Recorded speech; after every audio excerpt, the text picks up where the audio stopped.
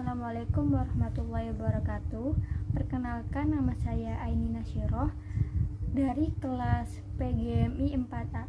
Baik, langsung saja di sini saya akan menjawab pertanyaan dari mata kuliah manajemen display kelas.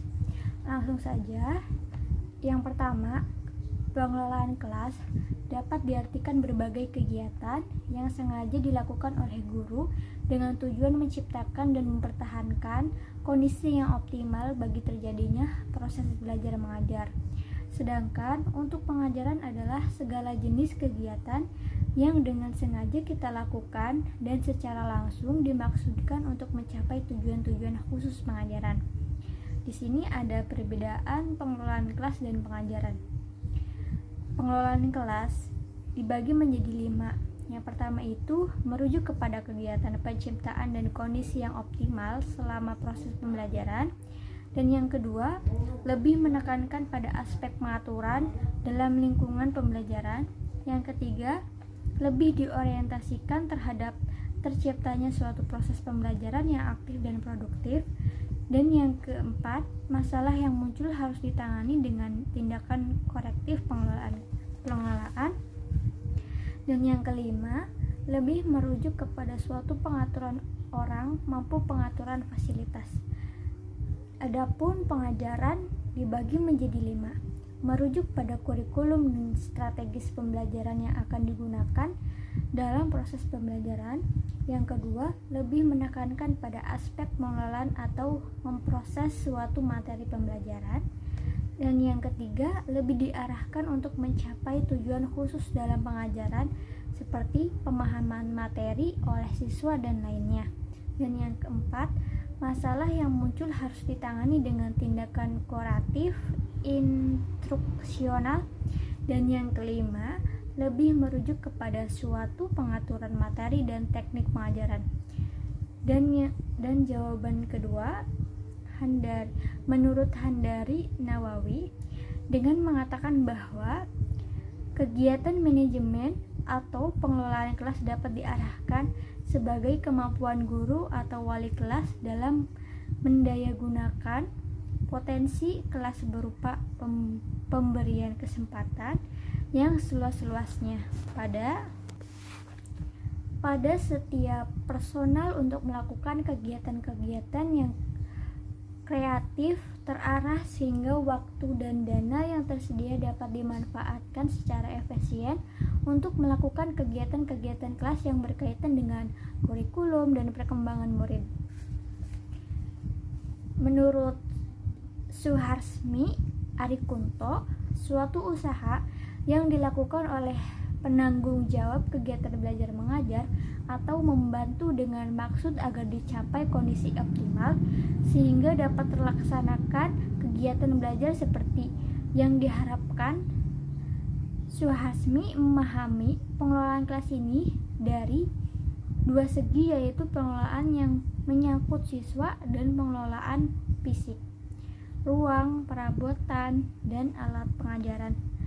Menurutnya, membuka jendela agar udara segar dapat masuk ke ruangan atau agar ruangan menjadi tenang, menyalakan lampu listrik, menggeser papan tulis, mengatur meja merupakan kegiatan pengelolaan kelas fisik. Dan menurut Saiful Bahari,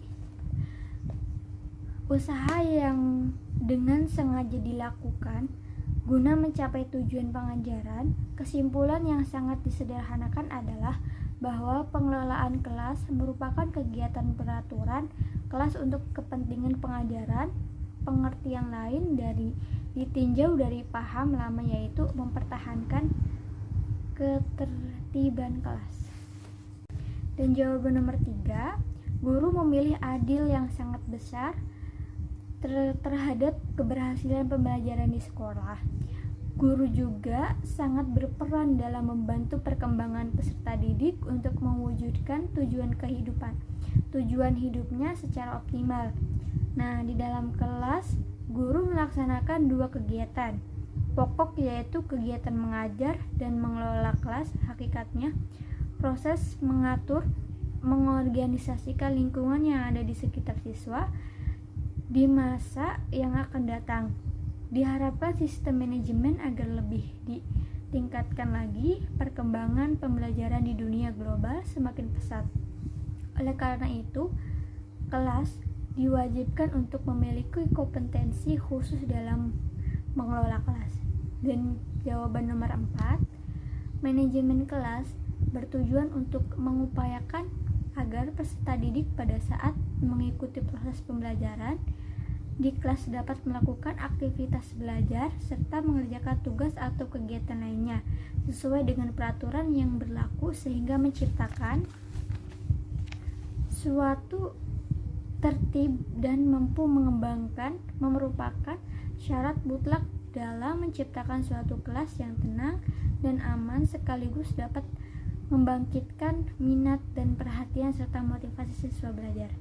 Jawaban yang kelima, menurut Ari Kunto, manajemen kelas adalah suatu usaha yang dilakukan oleh penanggung jawab kegiatan belajar mengajar atau membantu dengan maksud agar dicapainya kondisi yang optimal sehingga dapat terlaksanakan kegiatan belajar seperti yang diharapkan. Jawaban yang nomor 6, pendekatan pembelajaran. Pendekatan ini didasarkan pada suatu tanggapan bahwa dalam suatu perencanaan dan pelaksanaan akan mencegah munculnya masalah hingga laku anak didik dan mencegahkan masalah itu bila tidak bisa dicegah. Pendekatan ini menganjurkan tingkah laku guru dalam mengajar dan menghentikan tingkah laku anak didik yang kurang baik. Mengapa? Orang yang hiperaktif perlu diberi saran untuk mempereaksikan situasinya. Bisa jadi emang bawaannya begitu, tetapi juga bisa terjadi karena ingin menarik perhatian. Perlu cara khusus untuk menangani anak yang pemalu dan pendiam.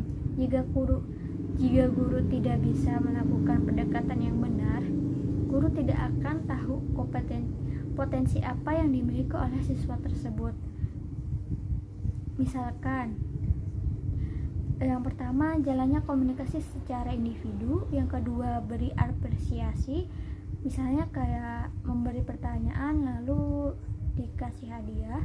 Dan yang ketiga, himbauan teman sekelilingnya untuk tidak menjauhinya. Dan yang keempat, jalani kerjasama dengan orang tua. Jawaban nomor 7, memberikan makna pembelajaran juga penting bagi terciptanya dan terpeliharanya kondisi kelas yang optimal. Yang pertama itu ada memberi dan melengkapi fasilitas untuk segala macam tugas. Dan yang kedua, merencanakan, yakni memikirkan dan menetapkan secara matang arah, tujuan dan tindakan sekaligus mengkaji berbagai sumber daya dan model atau teknik yang tepat. Dan yang ketiga ada mengorganisasikan, yakni menentukan sumber daya dan kegiatan yang dibutuhkan untuk mencapai tujuan organisasi. Dan yang keempat, memimpin, yakni pemimpin harus memiliki sifat kepemimpinan dan kepribadian yang dapat menjadi suri tauladan.